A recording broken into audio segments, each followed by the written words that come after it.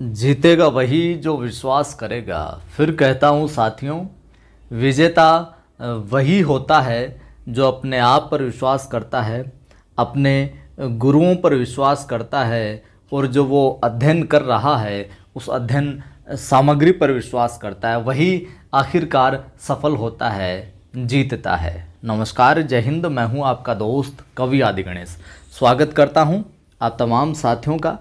Hindi grade first के अंदर, first grade Hindi के अंदर एक टॉपिक लगता है जिसके अंदर रिपोर्टाज हो गया, कहानी, कविता, इन तमाम चीज़ों के बारे में हम इनका कैसे प्रादुर्भाव हुआ, कैसे उदय हुआ, क्या क्या इनके तत्व हैं, ये बिंदु है जो ये प्रकरण लगता है फर्स्ट ग्रेड हिंदी के अंदर। ठीक है, तो एक एक चीज़ को मैं आपको विस्तार से है जो बताऊंगा यहाँ पर। आप जहाँ जहाँ मैं कहूँ वहाँ वहाँ है जो नोट करते चलिएगा आप। ठीक है, और यकीनन ऑथेंटिक किताब से मैं ये आपको करवा रहा हूँ जो अपने कक्षाओं में चलती है, 11-12 के अंदर चलती रही है, और यहीं से सवाल है जो आपको परीक्षा में देखने को मिलेंगे। प्रारंभ करते हैं इस प्रकरण के अंदर। सबसे पहले रिपोर्टाज को, सबसे पहला बिंदु है वो है रिपोर्टाज। धीरे धीरे हम कविता, कहानी, डायरी उनकी ओर है जो बढ़ेंगे। पहला है रिपोर्टाज। ठीक है, तो हिंदी खड़ी बोली के साथ ही अनेक नई विधाओं का जन्म होता है। हिंदी खड़ी बोली का जैसे ही आगमन होता है साहित्य के अंदर, अपने हिंदी साहित्य के अंदर, वैसे ही खड़ी बोली के साथ ही अनेक नई विधाओं का भी है जो जन्म आपको यहाँ पर देखने को मिलता है। ठीक है, इनमें रिपोर्टाज भी एक महत्वपूर्ण किंतु आवश्यक विधा के रूप में हिंदी साहित्य में उभर रही है। देखिए, एक महत्वपूर्ण विधा तो है ही, लेकिन आवश्यक भी है रिपोर्टाज। अब रिपोर्टाज क्या होता है, पहला सवाल यहीं से बन जाएगा। सवाल क्या बनेगा, इस रचना विधा यानी कि रिपोर्टाज, इस रचना विधा का प्रादुर्भाव सन 1936 के आसपास द्वितीय सेकेंड वर्ल्ड वार के समय है जो हुआ। तो आपको परीक्षा में पूछ लिया जाए कि रिपोर्टाज का प्रादुर्भाव कब हुआ, तो आपको ध्यान में रखना है साहब 1936। रिपोर्टाज का प्रादुर्भाव 1936 में होता है साहब। ठीक है, ध्यान में रखिएगा ये बात।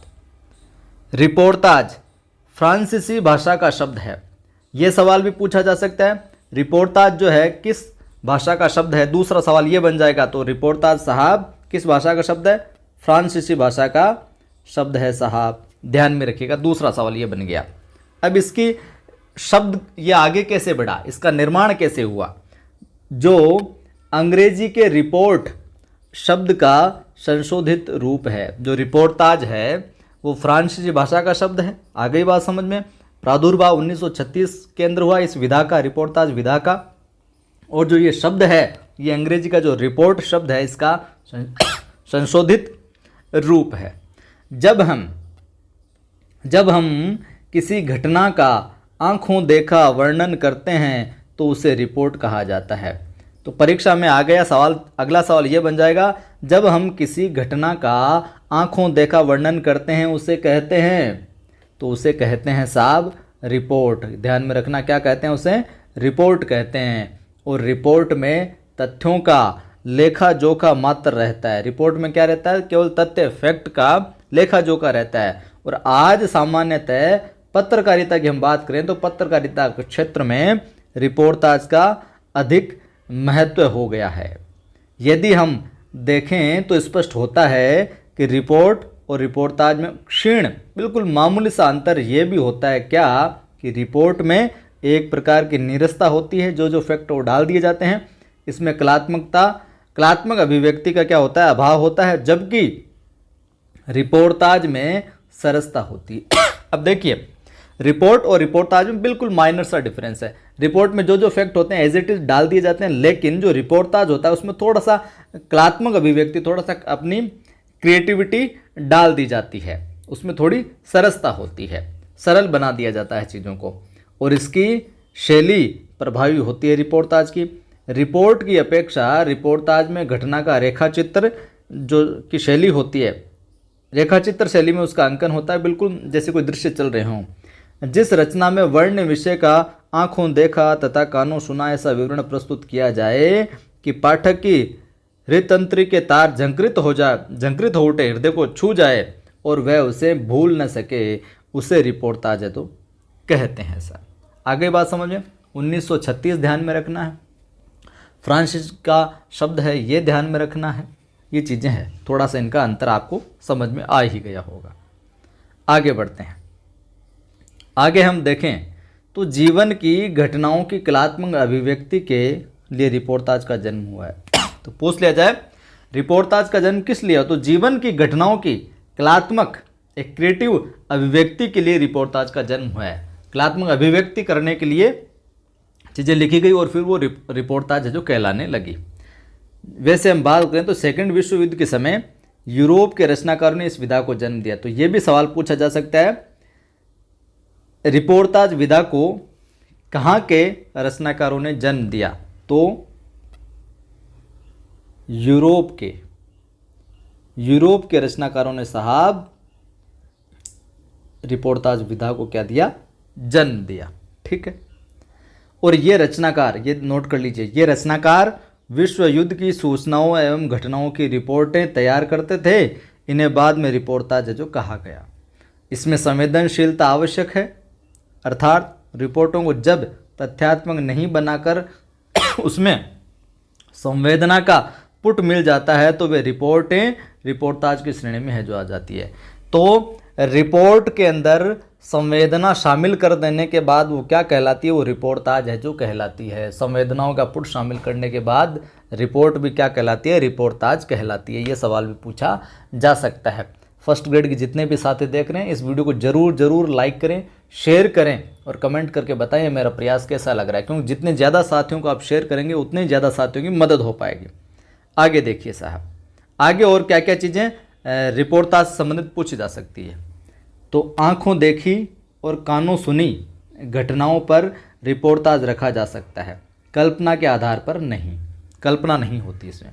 लेकिन तथ्यों के वर्णन मात्र से रिपोर्टाज नहीं बना करता, केवल तथ्यों का वर्णन कर दिया लो साहब रिपोर्टाज तैयार, ऐसा नहीं होता है।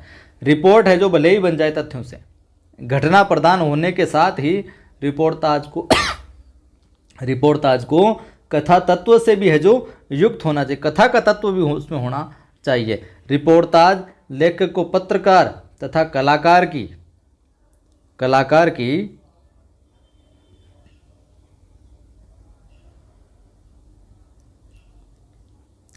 की दोहरी जिम्मेदारी है जो निभानी पड़ती है।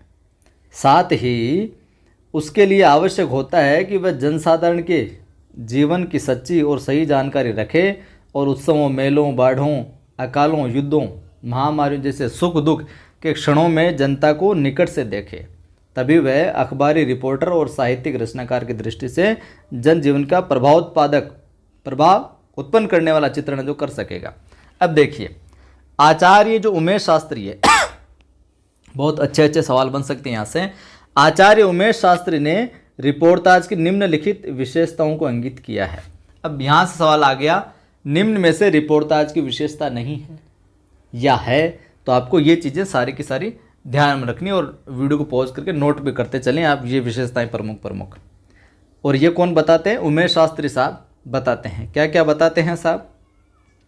पहली विशेषता बताते हैं ये कि रिपोर्टाज में तथ्यों के साथ भाव प्रवणता भी रहती है। कि रिपोर्टाज में तथ्य तो रहते हैं, फैक्ट तो रहते हैं, उसके साथ में संवेदना, भावनाएं, भाव प्रवणता भी है जो देखने को मिलती है। पहली विशेषता हो गई। दूसरी, रिपोर्टाज का जो स्वरूप होता है वो कलापूर्ण होता है। तो सवाल आ गया रिपोर्टाज का स्वरूप होता है कलापूर्ण या 2-3 विकल्प और दे दिया सुविधापूर्ण, तो वो ध्यान में रखना आपको, कलापूर्ण होता है। और लेखक यथार्थ विषय को कल्पना के माध्यम से साहित्यिक परिवेश है जो प्रस्तुत करता है। तीसरी विशेषता, रिपोर्टाज में मुख्यतः घटना होती है। घटना का काल्पनिक अथवा यथार्थपरक होना लेखक पर निर्भर करता है। मुख्यतः तो घटना होती है लेकिन उसको कल्पना का किस प्रकार से वो पुट देकर क्या कुछ जोड़ता है उसमें, वो लेखक पर निर्भर करता है। और घटना को कथात्मक रूप में प्रस्तुत है जो किया जाता है। इस विधा की कोई सीमा नहीं होती है, कोई बाउंडेशन नहीं होती, सीमा नहीं होती इसकी, ये ध्यान में रखना आप। अगली विशेषता है रिपोर्टाज में बाह्य स्वरूप की अभिव्यक्ति अधिक और आंतरिक स्वरूप की कम होती है। तो रिपोर्टाज में जो अभिव्यक्ति होती है बाह्य एक्सटर्नल स्वरूप की ज़्यादा होती है, जबकि इंटरनल स्वरूप की कम होती है। अगली विशेषता है जनजीवन की प्रभावकारी परिस्थिति का चित्रण होने के साथ ऐतिहासिकता के लिए प्रमाण भी अपेक्षित है साहब। इसमें ये सारी विशेषताएं आप नोट कर लीजिएगा, ये परीक्षा में पूछी जा सकती है। अगला सवाल, रिपोर्टाज जो लेखक होता है उसका उद्देश्य वस्तुगत तथ्यों को प्रभावपूर्ण ढंग से अभिव्यक्त करने का होता है। रिपोर्टाज का लेखक का उद्देश्य क्या होता है साहब? वस्तुगत जो फैक्ट है उनको रखने के साथ साथ उनका प्रभावपूर्ण ढंग से उनकी अभिव्यक्ति करना है, जो रिपोर्टाज लेखक का उद्देश्य होता है। अगली विशेषता, रिपोर्टाज लेखक साहित्यिक लेखनी को हाथ में लेकर जागरूक बौद्धिकता के साथ यथार्थ जगत से संपर्क है जो किए रहता है, वास्तविकता से जुड़े रहता है। अगली विशेषता, रिपोर्टाज के प्रति समाज की आस्था एवं विश्वास भी जो अपेक्षित है। रिपोर्टाज के प्रति समाज की आस्था और उनका जो विश्वास है वो भी आवश्यक है, जरूरी है। अगली विशेषता है रिपोर्टाज का प्रभाव सीमित होता है, समसामयिक विषय और घटनाओं पर आधारित होने के कारण सार्वजनिक प्रभाव है जो नहीं होता है, सार्वजनिक प्रभाव नहीं होता है। तो सब लोगों तक इसकी पहुंच है जो नहीं होती है, प्रभाव इसका सीमित होता है बिल्कुल। लेखक का दृष्टिकोण मनोविश्लेषणात्मक होना चाहिए। रिपोर्टाज का जो लेखक होता है उसका जो दृष्टिकोण मनोविश्लेषणात्मक होना चाहिए, ध्यान में रखना इस विशेषता को भी। लेखक की संवेदनशीलता के कारण पाठक की रुचि को बढ़ाना नैसर्गिक है। और अगली और अंतिम विशेषता, भाषा में सरलता, सहजता, सुबोधता, सजीवता एवं सरसता का होना आवश्यक है साहब। तो ये विशेषताएं हो गई। आगे और बात करें इसके विषय में तो रिपोर्ट एवं रिपोर्टाज दोनों ही एक विधा के अंग होते हुए अंतर लिए हुई है। रिपोर्ट साहित्यिक विधा नहीं, रिपोर्टाज साहित्यिक विधा है। तो पूछ लिया जाए रिपोर्ट साहित्यिक विधा है या नहीं, तो रिपोर्ट नहीं है साहित्यिक विधा, जबकि रिपोर्टाज है। ध्यान में रखना, रिपोर्ट में केवल आंखों देखा हाल होता है, यथास्थिति का वर्णन मात्र होता है, ये दोनों का अंतर समझा रहे। जबकि रिपोर्टाज कलात्मकता के साथ साथ घटना को भावपूर्ण शैली में अभिव्यक्त करता है। कतिपय जो समीक्षक है वो इसे स्वतंत्र विधा न मानकर कहानी, निबंध, रेखाचित्र अथवा यात्रा वृत्तांत में है जो समाविष्ट करने की चेष्टा करते हैं। कुछ लेखक समीक्षक जो है ये बोलते हैं रिपोर्टाज कोई अलग से विधा नहीं है, ये तो कहानी, निबंध, रेखाचित्र इन्हीं का एक तरीके से अंश है, ये तो उसी को फॉलो करते हुए चल रही है। ये किसी भी विधा के अंतर्गत नहीं आती, क्योंकि सभी विधाओं से मूल तत्वों के कारण स्वतंत्र विधा है ये। निबंध किसी विषय की विवेचना मात्र प्रस्तुत करता है केवल, जबकि रिपोर्टाज में अपनी ओर से विवेचन अथवा मंतव्य प्रकट नहीं किया जा सकता। इसी प्रकार कहानी और रिपोर्टाज में भी भारी अंतर है। कहानी की घटनाएं ऐतिहासिक, अब देखिए अंतर को लेकर भी सवाल पूछा जा सकता, तो अंतर भी आप ध्यान में रखिए किन किन में क्या अंतर है। कहानी की घटनाएं ऐतिहासिक अथवा काल्पनिक होती है। ध्यान में रखना, कहानी में या तो घटनाएं हिस्टोरिकल होगी या फिर इमेजिनेशन पर आधारित होगी, काल्पनिक होगी, जबकि इस विधा में तथ्यात्मक घटनाएं का वर्णन होता है। रिपोर्टाज में क्या होती है? तथ्य होते हैं, तथ्यात्मक है जो चीज़ें शामिल होती है और फिर उसके अंदर संवेदना है जो शामिल की जाती है। रिपोर्टाज में समसामयिक घटना तथा उसकी ऊपरी सतह का यह जो अंकन होता है। रिपोर्टाज में समसामयिक घटनाएं तथा उसकी जो ऊपरी बातें होती है उनका क्या होता है? समावेश होता है। यात्रा वृत्तांत से भी इसका कोई संबंध नहीं है। ये अपने आप में पूर्णतः मौलिक विधा है। ये अपने आप में क्या है? पूर्णतः मौलिक विधा। ये कौन? अपने रिपोर्टाज। ठीक है। जो रूसी साहित्यकारों ने इसका विशेष प्रचार प्रसार किया था, तो किन साहित्यकारों ने रिपोर्टाज का विशेष प्रचार प्रसार किया? तो वो ध्यान में रखना है, रूसी साहित्यकारों ने। तथा इलिया एहरनेबुर्ग ने रिपोर्टाज के कुशल लेखक के रूप में सर्वाधिक प्रतिष्ठा जो प्राप्त की। तो ये सवाल आ गया, इलिया एहरनेबुर्ग किससे संबंधित है? तो यह है रिपोर्टाज से संबंधित है और इन्होंने विशेष ख्याति है जो प्राप्त की इसके अंदर। वास्तविक रूप में तो रिपोर्टाज का जन्म हिंदी में बहुत बाद में हुआ था, लेकिन भारतेंदु युगीन साहित्य में इसकी कुछ विशेषताओं को देखा जा सकता है। तो भारतेंदु युग के आते आते ही रिपोर्टाज देखने को मिलने लगे। उदाहरण स्वरूप हम बात करें तो भारतेंदु ने स्वयं जनवरी 1877 की हरिश्चंद्र पत्रिका में दिल्ली दरबार का जो वर्णन किया था, ये पूछा जा सकता है सवाल। रिपोर्टाज हिंदी के अंदर कहाँ से देखने को मिलता है? भारतेंदु युग से देखने को मिलता है, पहला सवाल। और उदाहरण के रूप में हम देखें तो भारतेंदु ने स्वयं 1870 की जो इनकी हरिश्चंद्र चंद्रिका जो पत्रिका है, इसके अंदर दिल्ली दरबार का वर्णन है जो किया था। आगे बात समझ में? आगे देखिए, कुछ और जानकारी लेते हैं, यहाँ से भी सवाल है जो पूछे जा सकते। माफ कीजिए, इसमें रिपोर्टाज की झलक देखी जाती है। तो हिंदी साहित्य के अंदर सबसे पहले रिपोर्टाज की झलक कहाँ से? भारतेंदु युग से। हिंदी में रिपोर्टाज लेखन की सायास परंपरा शिवदान सिंह चौहान की रचना लक्ष्मीपुरा, जो रूपाब के दिसंबर 1938 के अंक में प्रकाशित हुआ, यहाँ से आरंभ होती है। बहुत अच्छा सवाल है, नोट कर लीजिए। हिंदी में रिपोर्टाज लेखन की प्रयास के साथ में सायास परंपरा शिवदान सिंह चौहान की रचना, कौन सी? शिवदान सिंह चौहान की रचना कौन सी? लक्ष्मीपुरा, जो प्रकाशित कहाँ हुई? रूपाब के दिसंबर 1938 के अंक में जो प्रकाशित हुआ था ये, ठीक है। ये जो रचना हुई थी, यहाँ से आरंभ होती है हिंदी में रिपोर्टाज लेखन की परंपरा। शिवदान सिंह चौहान की रचना लक्ष्मीपुरा, जो रूपाब के दिसंबर 1938 के अंक में जो प्रकाशित हुआ साहब, यहाँ से आरंभ होती है, नोट कर लीजिए आप। और इस रचना के प्रकाशन से अनेक पत्र पत्रिकाओं ने इस विधा को महत्व दिया, और कई सारे पत्रों ने भी इसको फिर जो स्वीकार्यता देनी प्रारंभ की, मान्यता देनी प्रारंभ की।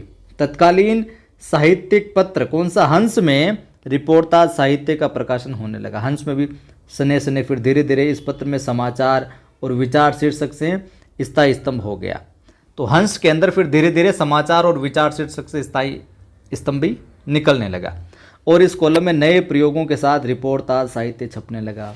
इन स्तंभों के अंतर्गत रिपोर्टाज प्रकाशित हुए, उनमें मौत के खिलाफ जिंदगी की लड़ाई ने आशातीत सफलता है जो प्राप्त की। मौत के खिलाफ जिंदगी की लड़ाई, इसने विशेष सफलता जो प्राप्त की। रिपोर्टाज के विषय में हम बात करें तो अकाल की काली छाया, बाढ़ के विनाशकारी दृश्य, अग्निकांड में झुलसती जिंदगी, दुर्घटनाओं में सिसकती जिंदगी, अटालिकाओं के नीचे टूटती हुई जिंदगी, सिसकते हुए श्वास, रोंदी हुई चेतना आदि शीर्षक है ये रिपोर्टाज से संबंधित। ऐसे रोमांचकारी यथा तथ्य वर्णों से डिस्क्रिप्शन से पाठकगण अत्यंत प्रभावित हुआ, और इस विधा के प्रति सहज रूप से जो आकर्षण बढ़ने लगा साहब। बंगाल के दुर्भिक्ष तथा महामारी के संदर्भ में रांगे राघव द्वारा लिखित विशाल भारत रिपोर्टाज, तो ये भी सवाल पूछा जा सकता है। विशाल भारत रिपोर्टाज किनका है? रांगे राघव साहब का है, और अब इसमें अपनी मार्मिक अभिव्यंजना के कारण बहुत चर्चित हुआ। ये अकालग्रस्त क्षेत्र में पहुंचकर उन्होंने पूंजीपति व्यापारी हो गए, मुनाफाखोर हो गए, अमानवीय जो कृत्य करने वाले हो गए, भूख से बिलबिलाते नर कंकाल जो हो गए, उनका मर्म स्पर्शी रिपोर्टाज है जो लिखा उन्होंने, और आगे चलकर तूफानों के बीच में संकलन है जो प्रकाशित हुआ रांगे राघव साहब का। आगे थोड़ी सी चर्चा करें मैं रिपोर्टाज के विषय में, तो हिंदी रिपोर्टाज साहित्यकारों में बात करें तो पूछ लिया जाए निम्न में से रिपोर्टाज साहित्यकार नहीं है हिंदी के, एक कोई और नाम दे दिया और बाकी ये दे दिए।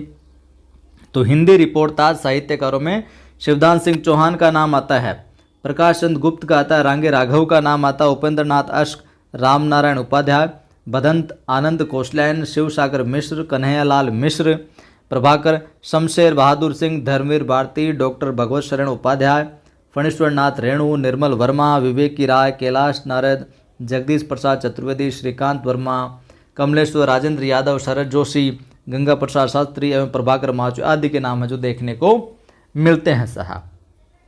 कुछ और चीज़ें देखते हैं, कुछ और रिपोर्टाज है जो देखते हैं। समापन की ओर है अपना ये रिपोर्टाज बिंदु, जुड़े रहिए। यहाँ से कोशिश करना नोट करने की चीज़ों को। प्रकाश चंद्र गुप्त, उपेंद्र नाथ अश्क तथा रामनारायण उपाध्याय ने अपने रिपोर्टाज के स्वतंत्र संग्रह प्रकाशित करने के स्थान पर उन्हें अपनी अन्य विषय कृतियों में संकलित कर दिया। इन्होंने अलग से प्रकाश चंद्र गुप्त हो गए, अश्क साहब हो गए, रामनारायण उपाध्याय, इन्होंने स्वतंत्र रूप से रिपोर्टाज प्रकाशित न करवाकर जो उनकी और कृतियाँ थी उन्हीं के अंदर उनको संकलित कर दिया। जैसे कि प्रकाश चंद्र गुप्त ने घटना प्रधान रिपोर्टाज लिखे हैं। प्रकाश चंद्र गुप्त ने किस प्रकार के रिपोर्टाज लिखे? घटना प्रधान, जो उनके रेखा चित्र संग्रह रेखा चित्र में संग्रहित है। तो प्रकाश चंद्र गुप्त का रेखा चित्र संग्रह है, रेखा चित्र, उसके अंदर इनकी घटना प्रधान रिपोर्टाज देखने को मिलेंगे। वहीं स्वराज्य भवन, अल्मोड़े का बाजार और बंगाल का काल उनके उल्लेखनीय रिपोर्टाज हैं। तो इनके रिपोर्टाजों में पूछा जा सकता है किनके रिपोर्टाज है, तो प्रकाश चंद साहब के हैं।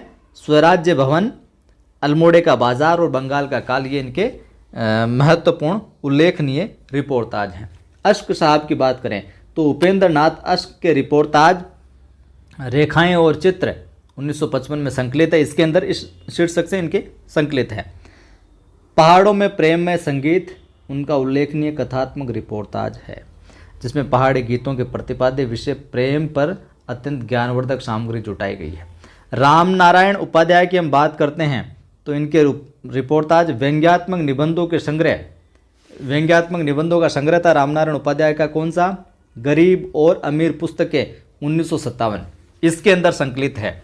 तो सवाल पूछा जा सकता है रामनारायण उपाध्याय के रिपोर्टाज उनके किस निबंध में संग्रहित है, तो गरीब और अमीर पुस्तकें 1957 इसके अंदर संग्रहित है।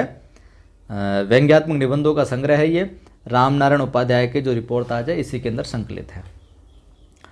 नववर्षांक समारोह में उनका एक अत्यंत उत्कृष्ट रिपोर्टाज है, उपाध्याय साहब का है ये, कौन सा, ध्यान में रखना, नववर्षांक समारोह में, ये ध्यान में रखना, उपाध्याय साहब का एक रिपोर्टाज है, जिसमें जन्मदिन समारोह, अभिनंदन समारोह, ग्रंथ विमोचन समारोह आदि के पैटर्न पर आयोजित पत्रिकाओं के नव वर्षांक समारोह की अच्छी खबर है जो ली गई है। थोड़ी सी आगे और बात करते हैं। रिपोर्टाज लेखन की दिशा में कतिपय अन्य उल्लेखनीय हस्ताक्षर भी हुई हैं, जिनके नाम है भदंत आनंद कोसलायन साहब का देश की मिट्टी बुलाती है, नोट करते चलिए, ये रिपोर्टाज है देश की मिट्टी बुलाती है, भदंत आनंद कोसलायन साहब का। शिव सागर मिश्र साहब का वे लड़ेंगे हजार साल, वे लड़ेंगे हजार साल, शिव सागर मिश्र। डॉक्टर धर्मवीर भारती साहब युद्ध यात्रा, कन्हैयालाल मिश्र प्रभाकर साहब का क्षण बोले कण मुस्काए, शमशेर बहादुर सिंह प्लाट का मोर्चा, श्रीकांत वर्मा अपोलो का रथ तथा फणीश्वर नाथ रेणुका ऋणजल धनजल, ये तो मैंने आपको पढ़ाया भी था जो पुस्तक में था, लेकिन पुस्तकें अभी हट गई। हिंदी का अधिकतर रिपोर्टाज साहित्य पत्र पत्रिकाओं में प्रकाशित हुआ। नया पत्र, ज्ञानोदय माफ करें, कल्पना, माध्यम, साप्ताहिक हिंदुस्तान, धर्मयुग, दिनमान, इन सभी पत्रिकाओं में समय समय पर रिपोर्टाज प्रकाशित होते रहे। सने सने इस विधा में परिष्कार हो रहा। उपयुक्त के अतिरिक्त ये जो जितनी भी चीज़ें हमने देखी इनके अतिरिक्त प्रभाकर माचवी तथा अमृत राय आदि ने भी रोचक रिपोर्टाज लिखे जो आज भी लिखे जा रहे हैं। रिपोर्टाज का हिंदी साहित्य में स्वतंत्र कृति के रूप में अभी भी विकास नहीं हो पाया एक तरीके से, यद्यपि ये विधा मानव मन के भावों को स्पर्श करने में सक्षम है, सहज सहानुभूति प्राप्त करने योग्य है, किंतु इस क्षेत्र में विशद व व्यापक सृजन अभी का अभाव है। समसामयिक पत्र पत्रिकाओं में देखें तो डॉक्टर धर्मवीर भारती, प्रभाकर, श्रीकांत, कमलेश्वर, राजेंद्र यादव आदि अपने रिपोर्टाज जो प्रकाशित कराते रहे हैं साहब। तो ये था अपना रिपोर्टाज वाला बिंदु।